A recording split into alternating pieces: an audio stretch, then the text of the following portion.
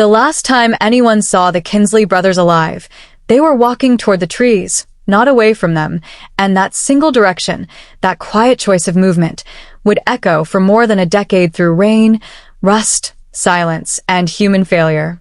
There are moments in history that do not announce themselves with thunder, even when thunder follows soon after. July 12th, 1997 was such a moment. It did not arrive with sirens or headlines. It arrived as a Boy Scout meeting ending on time, as laughter fading into the edge of a state forest, as two brothers adjusting their uniforms and choosing curiosity over caution. In retrospect, that afternoon feels like the final inhale before a long, suffocating silence. What does it mean when the most dangerous thing in a child's life is not the storm we can see, but the intention we cannot?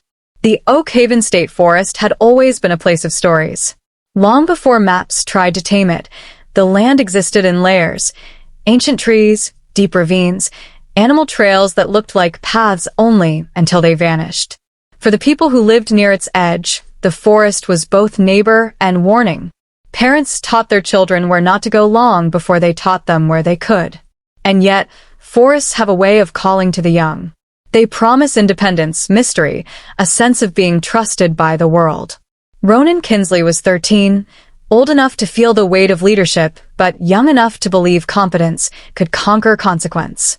His younger brother, Jarek, followed him not out of weakness, but out of loyalty. In English, we might call this devotion, a word that means deep love or commitment, but devotion can be both a virtue and a vulnerability. When we follow someone we trust, we often borrow their confidence without questioning its limits. Inside the Kinsley home, the clock ticked forward with cruel indifference. Time, as philosophers have long noted, is neutral. It does not care what it takes from us. Myra Kinsley noticed the absence before she noticed the storm. This detail matters. Fear does not always begin with chaos. Often, it begins with silence. The house was too quiet. No boots kicked off near the door. No refrigerator opening. No voices overlapping. In language learning, we often explain absence as the state of being away, but emotionally, absence is presence turned hostile. It occupies space. It demands attention. As the sky darkened outside, the stillness inside grew heavier. Myra checked the clock not because she expected it to change, but because humans seek patterns when certainty collapses. When the storm arrived, it did not negotiate. Wind battered the windows. Rain fell sideways, as if the sky itself had lost balance. This was no gentle summer storm. This was what meteorologists call a fast-moving severe front, a phrase that sounds clinical until you are standing beneath it, realizing how fragile roofs, trees, and plants truly are. Finian Kinsley stepped outside and smelled metal in the air, a detail often reported before violent storms. Nature, like language, gives warnings, but only to those who know how to read them. By the time the parents began making calls, the storm had already begun rewriting the story. The scoutmaster's confirmation that the meeting ended on time, that a photograph had been taken, became the last fixed points in a narrative already dissolving. Photographs, after all, are frozen time. They show us what was, not what lasted. Wesley Prather's testimony would later become both a lifeline and a curse. He spoke of the cave with the innocence of a boy who believed secrets were harmless if shared with friends. He described Ronan's confidence, Jarek's quiet agreement, the way the brothers turned back toward the forest while others went home. In storytelling, this moment is what we call the point of divergence, the instant where one choice splits reality into before and after. The authorities heard cave and translated it into shelter, logic, accident. Humans are wired to prefer explanations that preserve order. A storm is understandable. A flood is tragic but impersonal. An accident allows grief without suspicion. And so, as the storm raged through the night, the assumptions settled quietly into place. The forest had taken them. Search operations began with hope and ended with exhaustion. The forest after the storm was no longer the forest the boys had known. Trails vanished. Trees fell like broken bones. Water rewrote the land without apology. Hundreds of volunteers moved through mud and grief, calling names into a landscape that did not answer. When the cave was finally found, it offered evidence, but not comfort. The red cord, the intricate knot, was both proof of life and a farewell written in skill. In scouting, knots represent preparedness, self-reliance, mastery. Ronan's knot said, "I was here. I knew what I was doing." But mastery does not protect against malice. This is a lesson both linguistic and moral. Competence, the ability to do something well, is not the same as safety, the condition of being protected. The discovery of flood debris inside the cave sealed the official narrative. Water lines high on the walls told a convincing story. And stories, once accepted, are difficult to challenge, especially when they offer closure without confrontation. The case went cold not because people stopped caring, but because they stopped imagining alternatives. In philosophy, this is known as cognitive closure, the human desire to resolve uncertainty, even if the resolution is incomplete. Memorials were held without bodies. Life moved forward unevenly. The forest kept its secret, and the boys became a cautionary tale rather than a question still demanding an answer. But history has a way of resurfacing what we bury both literally and figuratively. 11 years later, the clang of metal beneath a logger's machine would remind the world that some silences are constructed, not natural. That the most dangerous storms are not always the ones in the sky. And that when we accept the easiest explanation too quickly, we risk mistaking darkness for fate instead of recognizing it as choice. As this chapter closes, consider this. How often do we accept simple answers not because they are true, but because they allow us to stop looking, and what truths might remain buried because of that decision? The last time anyone saw the Kinsley brothers, they were walking back toward the forest in their Boy Scout uniforms, framed against a sky that looked bruised and angry, as if the world itself was preparing to swallow something innocent.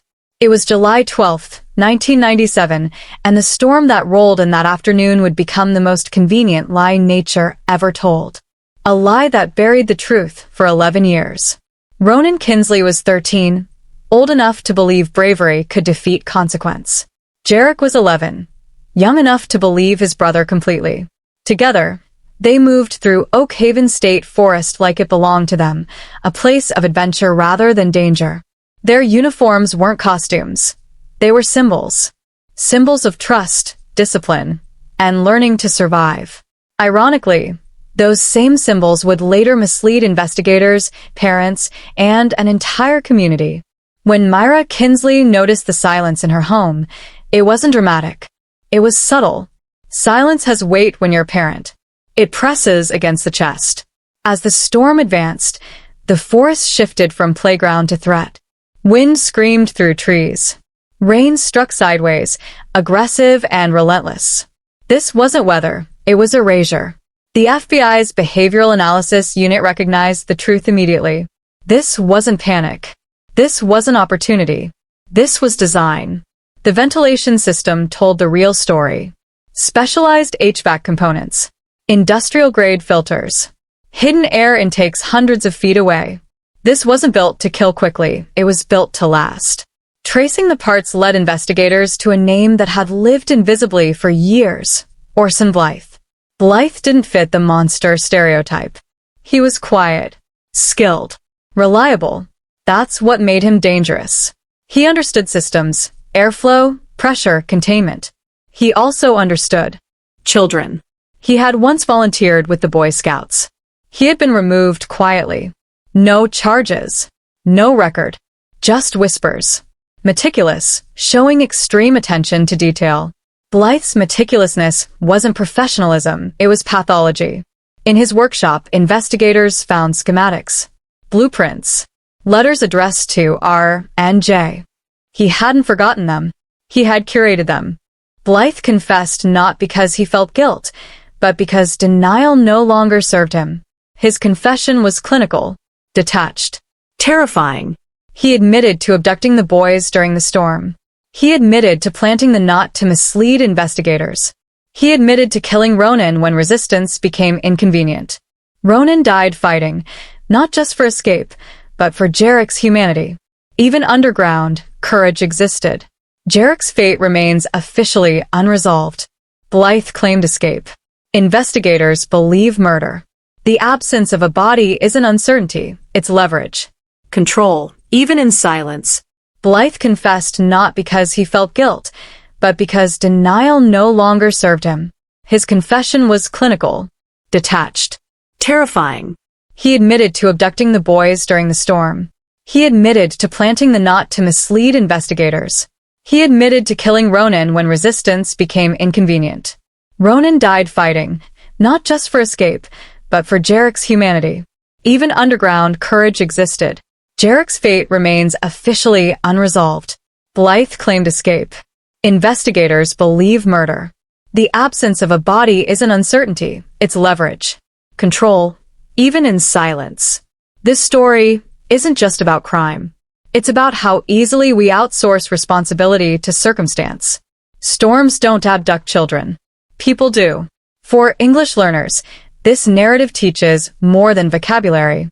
It teaches critical thinking, the danger of assumptions, and the importance of questioning narratives, even official ones.